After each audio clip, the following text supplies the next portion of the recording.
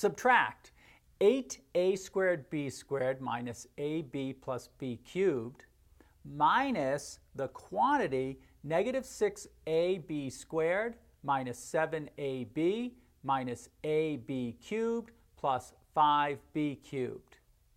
We're subtracting two polynomials, so we will rewrite it as an addition problem where we change each of the signs of the terms in the second polynomial.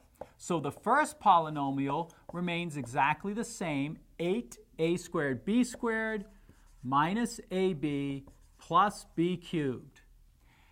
The opposite of this would be plus 6ab squared plus 7ab plus ab cubed minus 5b cubed. Now we combine like terms. Here's a squared b squared. There's no other a squared b squared, so it's 8a squared b squared.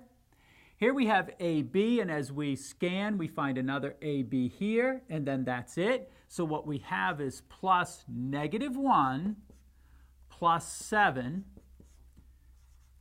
ab. Then we have b cubed. As we scan, we find a b cubed there.